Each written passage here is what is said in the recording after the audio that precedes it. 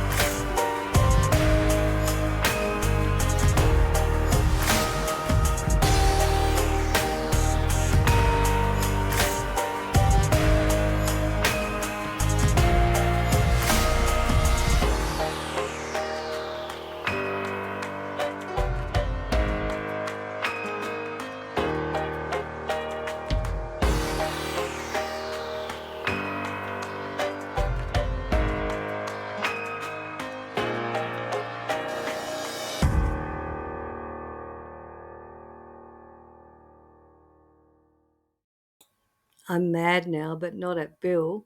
As I was going around trying to do my little bit of crazy old lady training, a car in a big four-wheel drive tore like hell down our gravel road. Now, our gravel road is only for us, really, because we're the only property on it, but it goes onto another small road, and whoever it was tore down our road at 100 miles an hour, spinning their tyres, making a hell of a racket, with no concern at all that I was there trying to train Bill. And so it made me mad. So I spent about 5 minutes ranting and raving, but I shortened that for you all so you didn't have to hear an old lady curse.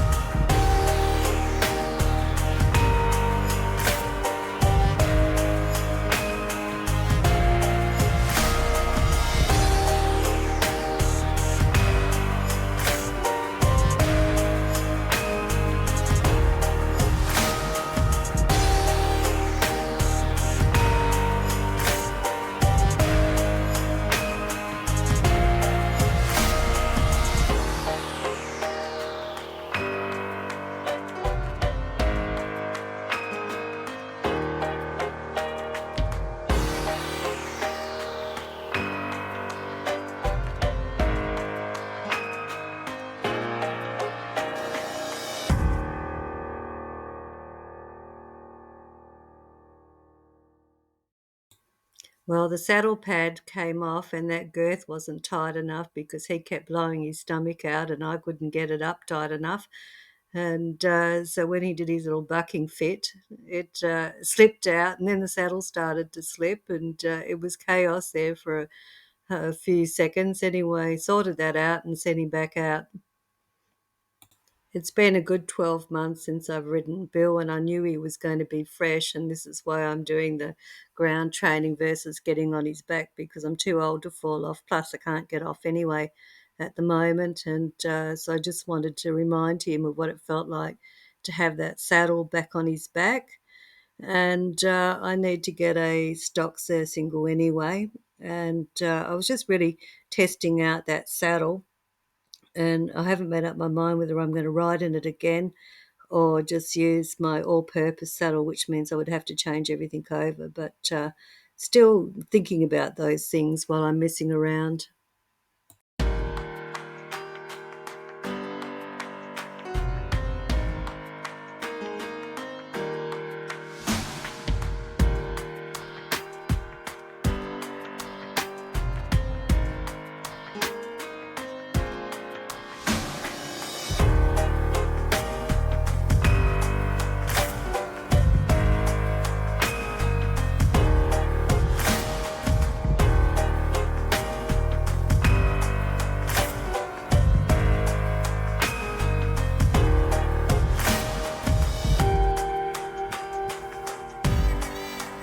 Bill loves objects and a challenge, so I would really like to one day get into extreme cowgirls or whatever they call it with him because he loves obstacles, he likes going through things.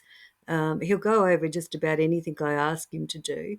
Once he's had a look at it, checks it out, doesn't take him long to get over any sort of fears that he may have. He's a lot of fun actually to play with, and I've played so much with Bill over the years that there's not much that phases him, to tell you the truth.